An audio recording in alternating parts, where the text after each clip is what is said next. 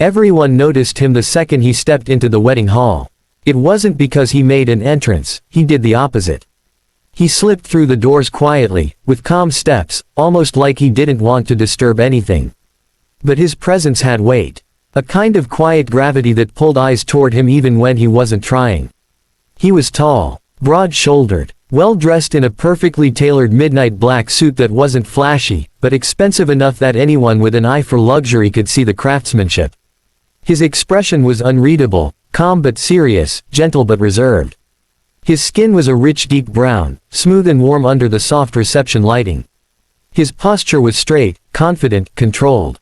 He looked like a man who didn't need to raise his voice to be heard. And yet, despite all of that, people stepped away from him. They didn't move far, but they moved. An inch here, a shuffle there. They cleared a path without acknowledging it.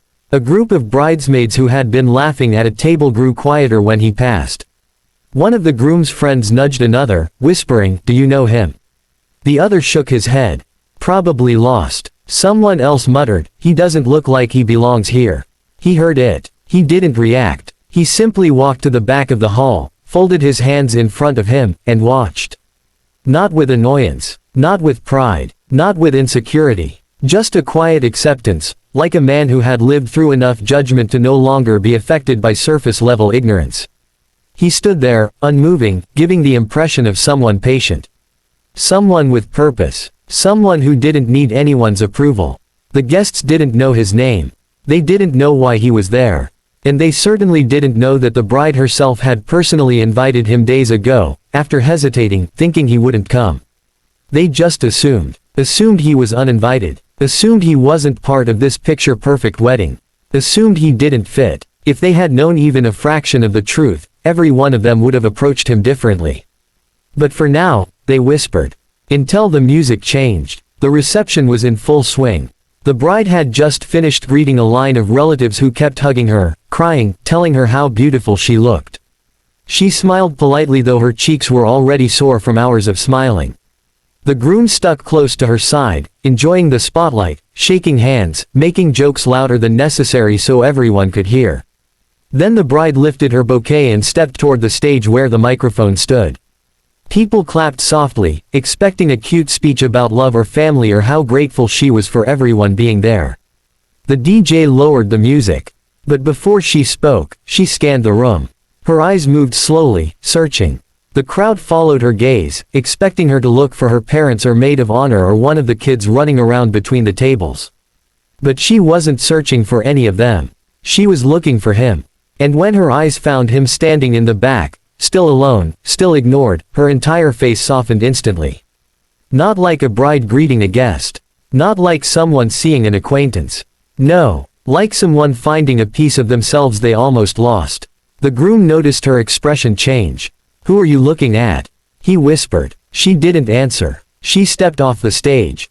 The room grew confused. The DJ hesitated, unsure if he should turn the music back up or keep it low.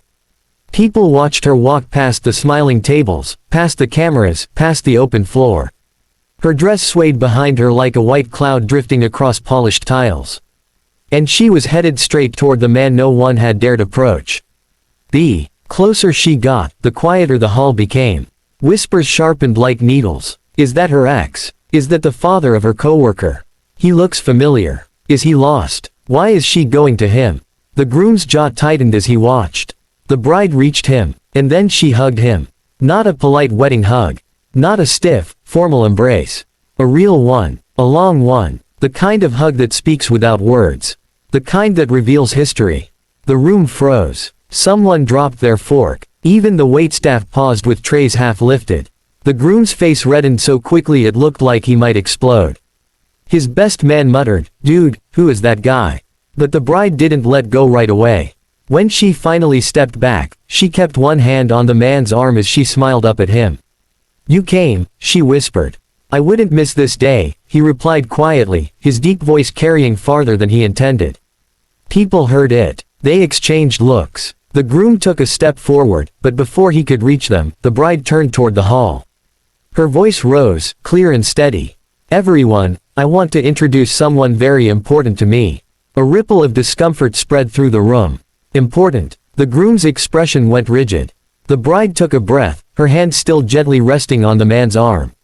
This man saved my life. The silence that followed was so sharp it felt like glass breaking. The groom stumbled a step. Saved your what? She ignored him and continued speaking to the audience. Months earlier, before the engagement, before the wedding planning, before the happiness everyone saw tonight, she had hit a terrible low.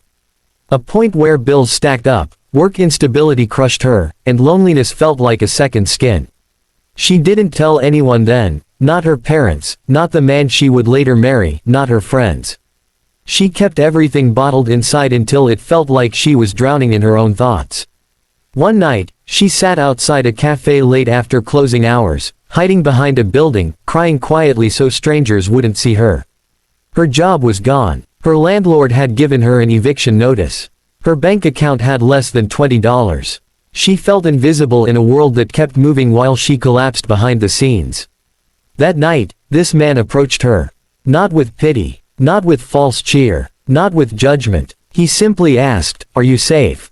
A simple question, but it cut deep because no one had asked her that before, not in years. He sat with her for hours, asking nothing from her, offering calm suggestions, guiding her through her panic. He gave her the number of a friend who managed housing programs and made sure she had a place to sleep that night. The next day, he called to check on her, not because he had to, not because it was convenient, but because he cared. Then he helped her find stable work.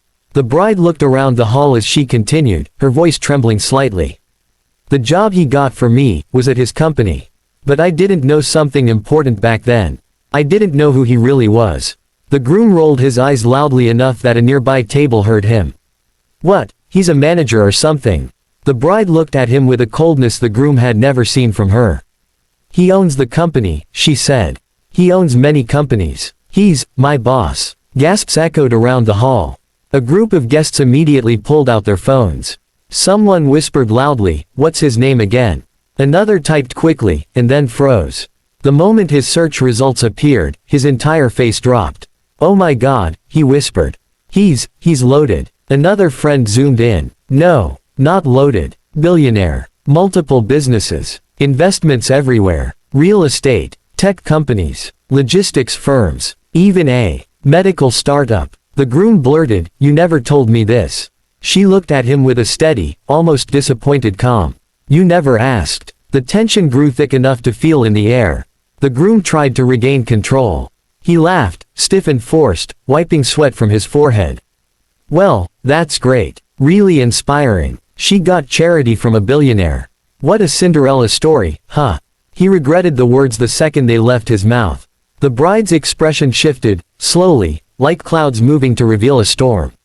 "Charity," she repeated softly. The billionaire, still calm, still silent, looked at the groom without changing his face. He didn't look offended. If anything, he looked tired. Like he'd heard variations of that tone too many times in his life. The bride stepped closer to the groom, her voice low but sharp. "He didn't give me charity," she said. "He gave me dignity. He gave me a chance. Something you failed to do even once when I needed you." The groom reddened. "What are you talking about? I gave you everything. This wedding, she interrupted, has been about your pride. Not about us." Gasps fluttered through the hall like startled birds. The groom pointed at the billionaire, voice cracking. "And what about him, huh? Why is he even here? Why didn't you tell me about all this? His money, his job, his, whatever." The bride looked at him with exhausted disappointment. "Because every time I tried to talk about the hardest moments of my life, you changed the subject." The billionaire shifted minimally, as if trying to lessen the intensity of the confrontation he never wanted. The groom, driven by insecurity more than logic, stepped forward and jabbed his finger at him. "And you, what are you trying to do? Steal the show? You think you can walk in here with your suit and your money and take over my wedding?" People winced at his tone. Even his best man backed away. For the first time, the billionaire spoke again. His voice was quiet, controlled, devastatingly calm. "I didn't come for attention," he said. "I came because she matters." The room dropped into a silence so deep the air felt heavy. The bride swallowed hard, emotion building behind her eyes. The groom's jaw clenched. His pride couldn't handle the shift in the room, The way everyone's respect moved subtly, almost magnetically, toward the quiet man who had said only the necessary words. "You're unbelievable," the groom muttered. "All of you look at him like he's some hero. He's nothing." The bride's voice rose sharply. "Enough." But the groom didn't stop. He reached for her wrist, not violently, but harsh enough to make the guests gasp. He tried to pull her back toward him. That's when the billionaire moved. Not aggressively, not recklessly, just a single step, firm, precise, placing himself between them like an unbreakable wall. He didn't raise his voice. He didn't push the groom. He didn't need to. He simply said, "Let her go." The authority in those 3 words made the groom's fingers loosen instantly. The bride pulled her hand back, rubbing her wrist gently as she stared at the groom like she was finally seeing him clearly for the first time. The billionaire took a slow breath, then addressed the entire room, not with a speech but with sincerity. "You judged me before you knew me," he said. "But she never did. That's why she'll always have my respect. Always have my support, whether you approve or not." The guests lowered their eyes. Some looked ashamed, some simply stared, processing everything. The groom looked around the room, realizing the crowd wasn't on his side anymore. The bride stepped away from him, turning toward the billionaire briefly with gratitude before facing the guests again. Her voice trembled slightly, but not from fear, from clarity. "This wedding can continue," she said, "but not if I'm marrying someone who disrespects me, or the people who stood by me when I had nothing." The groom opened his mouth, but no sound came out. People watched, breath held, as she stood between the man she loved and the man who saved her future, and realized that the love she deserved was bigger than pride, louder than judgment, and stronger than the pressure of a picture-perfect wedding. Because the moment she said his name, absolutely everything changed. Thanks for watching. Subscribe my channel for more amazing stories.